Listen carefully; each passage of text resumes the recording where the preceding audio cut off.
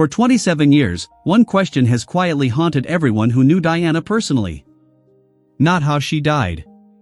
Not who was responsible. Something smaller. More private. In the final phone call Diana made to her sons, the night before the crash in Paris, she said goodbye quickly. Casually. The way you speak to someone you expect to talk to again tomorrow. Harry has said those few words have never left him. But Charles Spencer, her brother, carries a different version of that haunting. He knows things about Diana's final weeks that have never appeared in any documentary, any biography, or any official account. Things she told him. Things he witnessed. And he is only now beginning to let them out, one careful word at a time. What he is about to reveal will make you see everything you thought you knew about her death in a completely different light. Most people believe Diana's story has been fully told. They have watched the documentaries, read the biographies, seen the dramatizations. They think they understand what happened to her and why. But there is a version of Diana's life that was never meant to reach the public. A version that lived only in the memory of one man. Her younger brother. The person who grew up beside her, shared her childhood, watched her slowly disappear into a world that consumed everything she had, and carried the truth of what he witnessed in silence for nearly 3 decades. That silence is now ending. And what is coming out is not what the palace ever wanted the world to hear. To understand the full weight of what Spencer is now saying, you have to go back further than the funeral. Further than the divorce. Further than the affairs and the scandals and the infamous television interviews. You have to go back to 2 children growing up in a broken home, learning to rely on each other when the adults around them couldn't be counted on. Diana and Charles Spencer were not just siblings in the ordinary sense. They were each other's anchor. Their parents divorced when Diana was young, and the emotional fallout of that separation left marks on both of them that never fully healed. They found in each other something they couldn't find anywhere else. Someone who understood. Someone who saw them clearly without needing them to perform or pretend. Charles was the younger one, but he was observant in a way that went beyond his years. He noticed how Diana moved through the world. How she absorbed the pain of everyone around her like a sponge, how she gave warmth freely and endlessly, and how she rarely asked for any of it in return. He watched all of this with the quiet attention of someone who sensed, even then, that her generosity would one day cost her something enormous. He just didn't know how enormous until it was too late. When Diana became engaged to Prince Charles at just 19 years old, her brother felt something shift inside him. It wasn't joy, though he tried to feel that. It was closer to dread. Diana was sensitive, emotional, deeply human in every way. The royal institution she was walking into was the opposite of all those things. It ran on control, on image, on centuries of rigid tradition that had no room for a person who led with her heart. Spencer could feel the mismatch even then, standing at the beginning of something the world was celebrating. He smiled for the cameras. But privately, he was already worried. What the world saw in the years that followed was a fairy tale princess who lit up every room she entered. What Spencer saw was his sister slowly being hollowed out from the inside. The warmth that had always defined her began to take on a desperate quality. She was giving more and more to the public because behind closed doors she was receiving less and less. She reached out to Spencer. Not always in direct words, because Diana was careful, even with the people she trusted most. But he heard it in the silences. He felt it in the way she held on to conversations a little too long, as though she was afraid of what waited for her when they ended. Something was deeply wrong, and the institution surrounding her was not just failing to fix it. It was actively making it worse. What Spencer has revealed in recent years paints a picture of a royal system that understood Diana's value perfectly well but never truly accepted her as a person. She was an asset. She was magnetic and warm, and the public adored her in a way that made the monarchy feel relevant again after years of feeling distant and cold. But the moment her own needs, her own pain, her own voice began to conflict with the palace's carefully managed image, she stopped being a person in their eyes and became a problem. Spencer watched this transformation happen slowly and then all at once. And the fury it ignited in him was something he has spent nearly 30 years trying to channel into something useful. Then came the morning that split the world in two. August 31, 1997. Diana was dead. Killed in a tunnel in Paris while being chased through the night by photographers. She was 36 years old. Spencer has described learning the news as something that did not feel real, as though reality itself had made an error it would momentarily correct. It did not correct itself. And what followed in the hours and days after her death would reveal, with brutal clarity, just how broken the system around her had always been. While ordinary people flooded the streets of London, leaving flowers and handwritten letters and standing in silence outside palace gates, something deeply troubling was happening behind those same gates. The royal family said almost nothing. They remained at Balmoral in Scotland, hundreds of miles from the grief consuming the nation. No public address. No visible sorrow. No acknowledgement of the collective heartbreak unfolding in real time. The silence stretched from hours into days. And with every passing day, public anger grew into something the monarchy had rarely faced before. Newspapers that had always treated the royals with deference turned on them openly. The question being asked across Britain was simple and devastating. Where are you? 5 full days passed before the Queen addressed the nation on television. 5 days. By then the damage was not just done. It was permanent. And for Spencer, that silence confirmed something he had already understood for years. Diana had never truly belonged to them. Not in the way that mattered. Not in the human way. But before any of that public reckoning, before the eulogies and the cameras and the sea of flowers, Spencer was fighting a battle behind the scenes that almost no one knew about.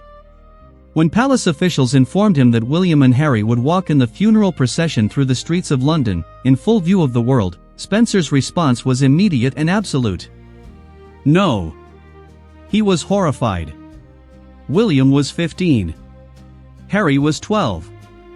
They were children who had just lost their mother in the most violent and public way imaginable. The idea of placing them in front of billions of watching eyes, marching behind a coffin while the entire world studied their faces for signs of grief, struck him as something deeply and unforgivably wrong. He pushed back hard. He met with palace officials and argued with a passion that surprised even people who knew him well. He pointed out that Diana herself would never have wanted this. That no mother would want her grieving children turned into a public spectacle. He believed he was making progress. And then came the moment that would haunt him for the rest of his life. He was told that the boys wanted to walk. That it was their decision. Their way of saying goodbye to their mother in the only way available to them. Spencer stopped fighting. He stepped aside.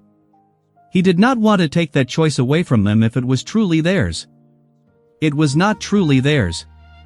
Years later, Harry told the world what had actually happened. There had been no conversation. No choice offered. No gentle question about what he wanted. As a 12-year-old boy still in shock, he had simply been told what would occur, and he had done it because he was 12 years old and grieving, and there was no one protecting him from the decision being made for him. The choice Spencer had been told about had never existed.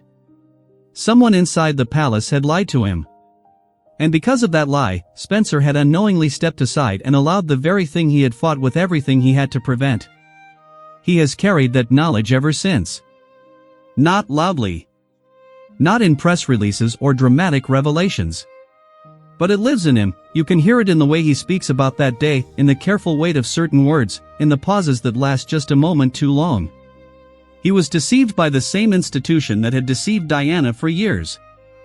And the boys he had tried to protect paid the price. The next morning, Spencer stood before the world inside Westminster Abbey. What came out of him was not a polished statement. It was not a carefully managed tribute designed to satisfy royal protocol. It was truth leaving a man who had been holding it too long. He called Diana the most hunted person of the modern age. He stood in front of kings and prime ministers and the royal family itself and said clearly that his sister had needed no royal title to do what she did. That her power, her magic, her ability to make people feel seen and loved and less alone had never come from the crown. It had come from who she was. And the crown had borrowed that light without ever truly deserving it. He made a promise that day. Standing at that microphone, with the world watching, He promised Diana that her sons would be protected by her blood family. That they would be raised with the imagination and warmth she had always wanted for them. It was not just a vow. It was a public challenge to the institutions sitting in those pews. A declaration delivered at the Queen's own doorstep that said, in language polite enough to speak aloud but clear enough to leave no room for misunderstanding, "We do not trust you with them." The applause that broke out inside Westminster Abbey had never happened at a royal funeral before. It started outside, where people had gathered in their thousands to listen through speakers, and it rolled inward through the doors and filled the Abbey before anyone could stop it. The royals sat motionless. The Queen did not flinch. But the sound told Spencer everything. Millions of people had been feeling something they lacked the platform to say. He had said it for them. Spencer never stopped. In the years that followed, interview after interview, documentary after documentary, he continued to speak. He described the nights Diana called him in tears, desperate for someone to hear her. He talked about how the press hunted her across continents and the palace watched without intervening. He made it clear he believed the institution had used his sister for everything she was worth and then left her exposed when she was no longer convenient. His words never softened. If anything, they became more precise with time, the way grief sometimes sharpens rather than dulls. Then something happened that Spencer had not predicted. Diana's youngest son began to mirror everything his mother had lived through. Harry had her fire, her warmth, her instinct for real human connection, and her deep unease inside the royal machine. He watched the press turn on Meghan the way they had turned on Diana. He felt the palace withdraw its protection in ways that felt sickeningly familiar. And in 2020, he made a decision his mother had never quite been able to make. He walked away. He took his family and left. Not in anger, though there was anger. In something more deliberate. In self-preservation. Spencer watched all of this without making dramatic public statements about it. He didn't need to. His entire body of work, every speech and every interview and every carefully chosen word over nearly 3 decades, had already said it. Harry had simply done what Spencer had long believed was the only rational response to an irrational system. He had chosen his family over his institution. He had chosen survival over performance. And now Spencer himself is speaking with a new kind of openness. Not the openness of someone with nothing left to lose, but of someone who has decided that the record matters. That history, if left to official sources, will protect the powerful and flatten the human beings caught beneath them. Diana was not fragile. She was failed. She was not difficult. She was trapped. She was not unstable. She was isolated by design and then blamed for the isolation. The morning before the funeral, when Spencer walked into that quiet room and read his words to his sister's coffin, he was doing something that cannot be reduced to a headline or a soundbite. He was keeping a promise he had made to her long before she died. The promise that he would see her clearly. That he would not let the world flatten her into something simpler and safer than she actually was. That he would say the true thing even when the true thing was inconvenient and uncomfortable and unwelcome in powerful rooms. He walked out of that room and stood before the world the next morning, and he kept that promise. He is still keeping it. Every time he speaks, every time he refuses to soften his account of what he witnessed, every time he insists on the full complexity of who his sister was and what was done to her, he is still in that quiet room. Still reading. Still refusing to let her disappear into the version of events that was always more comfortable for everyone except Diana herself. Some stories do not end with the person they are about. They end when the last person who truly knew them finally tells the truth. Charles Spencer is not finished. And the world is only now beginning to understand what that means.